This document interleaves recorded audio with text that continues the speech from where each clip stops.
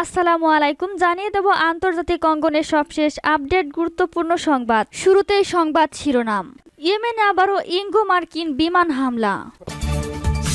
এরপরেই জানিয়ে দেব ক্ষুধার্ত ফিলিস্তিনিদের ত্রাণ গ্রহণের সারিতে ইসরায়েলের নৃশংস হামলা, গণহত্যার তীব্র নিন্দা জানিয়ে আনসারুল্লাহ ও ইসলামী জিহাদের বিবৃতি প্রকাশ। অন্যদিকে পুতিনের পরমাণু যুদ্ধের হুঁশিয়ারি যা বলল যুক্তরাষ্ট্র। আরও জানিয়ে দেব ইসরায়েল 25,000-এর বেশি নারী ও শিশুকে হত্যা করেছে বলছে যুক্তরাষ্ট্র। এবং সর্বশেষ জানিয়ে দেব ফরাসি সেনাবাহিনীর পরিণতি নেপোলিয়ানের মতো হবে, হুঁশিয়ারি দিয়েছে রাশিয়া। এতক্ষণ শুনছিলেন সংবাদ শিরোনাম, এবার বিস্তারিত। আজকের সংবাদ সম্পর্কে আপনার মূল্যবান মতামত লিখে জানান। জানিয়ে দিন কোন স্থান থেকে আমাদের সংবাদ শুনছেন অথবা দেখছেন। ইয়েমেন পরিস্থিতি। ইয়েমেনে আবারও ইঙ্গো মার্কিন বিমান হামলা। আমেরিকা ব্রিটেনের আগ্রাসী জঙ্গি বিমানগুলো আবারও পশ্চিম ইয়েমেনের হুদাইদা প্রদেশে বোমা বর্ষণ করেছে। বার্তা সংস্থা ইরোনা জানিয়েছে ইঙ্গো মার্কিন যুদ্ধ বিমানগুলো বৃহস্পতিবার সন্ধ্যা অন্তত 2 দফা ইয়েমেনে বোমা বর্ষণ করেছে। পশ্চিম ইয়েমেনের হুদাইদা প্রদেশের উত্তরে অবস্থিত রাস ইশা এলাকার উপর ওই বোমা বর্ষণ করে। একই সঙ্গে ইঙ্গো মার্কিন জঙ্গি বিমানগুলো হুদাইদা প্রদেশের আদ্দা দিরহিমি এবং আলকাভিজে এলাকার উপরও 2 দফা হামলা চালায়। ইয়েমেনের সেনাবাহিনী গত কয়েক সপ্তাহে লোহিত সাগর ও বাব আল মান্দাব প্রণালীতে বেশ কয়েকটি ইহুদিবাদী জাহাজ বা ইসরায়েল অভিমুখী জাহাজকে লক্ষ্য করে হামলা করার পর আমেরিকা ও ব্রিটেন ইয়েমেনে হামলা চালায়। ফিলিস্তিনি জাতির ইসরায়েল বিরোধী প্রতিরোধের সমর্থনে ইয়েমেনের সেনাবাহিনী ওই হামলা চালিয়েছিল। ইয়েমেনের সেনাবাহিনী প্রতিশ্রুতি দিয়েছে যতক্ষণ পর্যন্ত গণহত্যাকারী ইসরায়েলি সেনারা গাজা উপত্যকায় তাদের আক্রমণ বন্ধ না করবে ততক্ষণ পর্যন্ত ইসরায়েলি বা ইসরায়েল অভিমুখী জাহাজের উপর হামলা চালিয়ে যাবে। ক্ষুধার্ত ফিলিস্তিনিদের ত্রাণ গ্রহণের সারিতে ইসরায়েলের নৃশংস হামলা, গণহত্যার তীব্র নিন্দা জানিয়ে আনসারুল্লাহ ও ইসলামী জিহাদের বিবৃতি প্রকাশ। ইয়েমেনের আনসারুল্লাহ আন্দোলন গাজা উপত্যকার নাবলুস স্কোয়ারে ইহুদিবাদী ইসরায়েলি নৃশংস গণহত্যার তীব্র নিন্দা জানিয়েছে। ইসরায়েলি সেনাবাহিনীর নাবলুসি স্কোয়ারে ত্রাণের জন্য অপেক্ষায় থাকা নির্যাতিত ফিলিস্তিনিদের ওপর পশুর মতো হামলা চালিয়েছে। গাজা শহর, জাবালিয়া, বেইত হানুন সহ আরও বিভিন্ন এলাকা থেকে হাজার হাজার ফিলিস্তিনি ক্ষুধার্ত উদ্ধাস্ত দুমুঠো খাবারের জন্য অপেক্ষা করছিল। গাজা শহরের পশ্চিমে শেখ আজলিন এলাকার হারুন আল রশিদ উপকূলীয় সড়কে সমবেত হয়েছিল। সেখানে মানবিক ত্রাণবাহী ট্রাক আসার জন্য অপেক্ষা করছিল ক্ষুধার্ত ফিলিস্তিনি জনগণ। ত্রাণের অপেক্ষায় থাকা সেই সব উদ্ধাস্তদের উপর নির্বিচার বোমা বর্ষণ করে ইহুদিবাদী সেনারা। এই নৃশংস হামলার ঘটনায় ইয়েমেনের আনসারুল্লাহ আন্দোলন আজ একটি বিবৃতি দিয়েছে। মেহের বার্তা সংস্থা আরও জানিয়েছে, বিবৃতিতে আনসারুল্লাহ ঘোষণা করেছে খাবারের জন্য লাইনে অপেক্ষমান শরণার্থীদের উপর বোমা হামলার ঘটনা চরম বর্বরতা। এই অপরাধ ঘৃণিত ইহুদিবাদী ইসরায়েলের গণহত্যামূলক অভিযানের আরেকটি প্রমাণ। এভাবেই তারা গাজায় বছরের পর বছর ধরে গণহত্যা চালিয়ে এসেছে এবং এখনও চালিয়ে যাচ্ছে। আনসারুল্লাহ আন্দোলনের বিবৃতিতে আরও বলা হয়েছে, ফিলিস্তিনি জনগণের উপর ইহুদিবাদী ইসরায়েলি গণহত্যা চালিয়ে যাওয়ার জন্য দায়ী হলো আমেরিকা। গাজায় যুদ্ধ বন্ধের প্রস্তাবে ভেটো দেওয়ার পদক্ষেপই ইসরায়েলি গণহত্যার মার্কিন পৃষ্ঠপোষকতা দেওয়ার প্রমাণ। ইয়েমেনের আনসারুল্লাহ আন্দোলনের মহাসচিব সাইয়েদ আব্দুল মালেক বদরুদ্দিন গাজার সর্বশেষ পরিস্থিতি নিয়ে কথা বলেছেন। তিনি বলেছেন, মানবাধিকার লঙ্ঘনকারী বৃহৎ দেশগুলোর মধ্যে আমেরিকা শীর্ষে রয়েছে।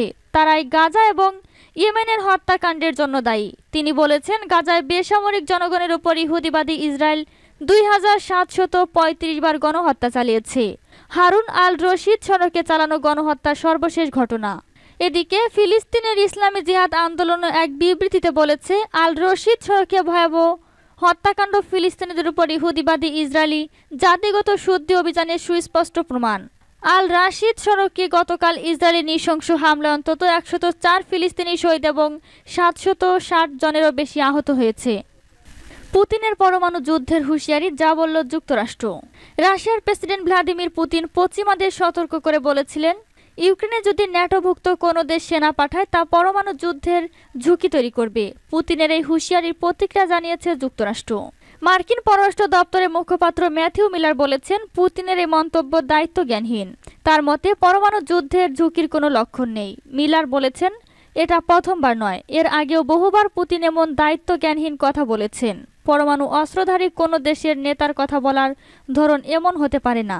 মিলার আরও বলেন, অতীতে আমরা ব্যক্তিগতভাবে এবং সরাসরি রাশিয়ার সাথে পরমাণু অস্ত্র ব্যবহারের ভয়াবহতা নিয়ে কথা বলেছি। রাশিয়া পরমাণু যুদ্ধের জন্য প্রস্তুতি নিচ্ছে এমন কোনো লক্ষণ আমরা দেখতে পাইনি। পুতিন বৃহস্পতিবারই বলেছিলেন, রাশিয়াকে রুখতে কোনো দেশ ইউক্রেনে সেনা পাঠালে তাদেরকে ভয়াবহ পরিণতির কথা মাথায় রাখতে হবে। পুতিনের দাবি, পশ্চিমারা নানা কাণ্ড ঘটিয়ে পরমাণু যুদ্ধের ঝুঁকি তৈরি করছে। সূত্র এএফপি। ইসরায়েল 25,000-এর বেশি নারী ও শিশুকে হত্যা করেছে বলছে যুক্তরাষ্ট্র। ফিলিস্তিনের অবরুদ্ধ গাজা ভূখণ্ডে ইসরায়েল 25,000-এরও বেশি ফিলিস্তিনি নারী ও শিশুকে হত্যা করেছে বলে জানিয়েছেন মার্কিন প্রতিরক্ষা মন্ত্রী লয়েড অস্টিন। এদিকে ইসরায়েলি হামলায় ভূখণ্ডটিতে নিহতের মোট সংখ্যা ইতোমধ্যেই 30,000 ছাড়িয়ে গেছে। এক প্রতিবেদনে তথ্য জানিয়েছে বার্তা সংস্থা এএফপি। যদিও গাজায় ইসরায়েলের হামলা এখনো চলছে এবং এতে করে ফিলিস্তিনিদের প্রাণহানির সংখ্যা আরও বাড়বে বলে মনে করা হচ্ছে। প্রতিবেদনে বলা হয়েছে, গত বছরের 7 অক্টোবর হামাসের হামলার পর থেকে ইসরায়েলে 25,000-এরও প্রতিবেদনে বলা হয়েছে, গত বছরের 7 অক্টোবর হামাসের হামলার পর থেকে ইসরায়েল 25,000-এরও বেশি ফিলিস্তিনি নারী ও শিশুকে হত্যা করেছে বলে মার্কিন প্রতিরক্ষা মন্ত্রী লয়েড অস্টিন বৃহস্পতিবার জানিয়েছেন। এএফপি বলেছে, বৃহস্পতিবার মার্কিন হাউস আর্মড সার্ভিসের কমিটি শুনানির সময় গাজায় ইসরায়েলি হামলায় ফিলিস্তিনি নারী ও শিশুদের হত্যার পরিসংখ্যান জানতে চাওয়া হয় লয়েড অস্টিনের কাছে। জবাবে মার্কিন প্রতিরক্ষা মন্ত্রী বলেন, এটি 25,000-এরও বেশি। ফিলিস্তিনের গাজা ভূখণ্ডের স্বাস্থ্য মন্ত্রণালয় জানিয়েছে, গাজায় ইসরায়েলের আক্রমণের ফলে এখন পর্যন্ত 30,000-এরও বেশি মানুষ নিহত হয়েছেন, যাদের বেশিরভাগই নারী ও শিশু। এছাড়া আহত হয়েছেন আরও 70,000-এরও বেশি মানুষ। ফরাসি সেনাবাহিনীর পরিণতি নেপোলিয়ানের মতো হবে বলছে রাশিয়া।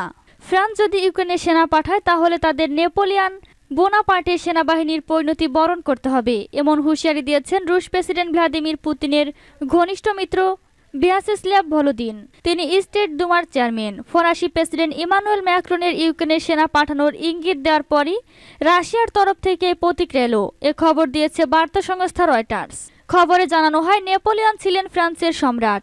1812 সালে তিনি সর্বশক্তি নিয়ে রাশিয়া আক্রমণ করেছিলেন, তবে তার অভিযান ব্যর্থ হয় এবং তার বিশাল সেনাবাহিনী পুরোপুরি ধ্বংস হয়ে যায়। তিনি ফ্রান্সে ফিরতে চাইলেও তাকে নির্বাসনে পাঠিয়ে দেওয়া হয়। এর কয়েক বছরের মাথায় নির্বাসনে থাকা অবস্থায় তার মৃত্যু হয়।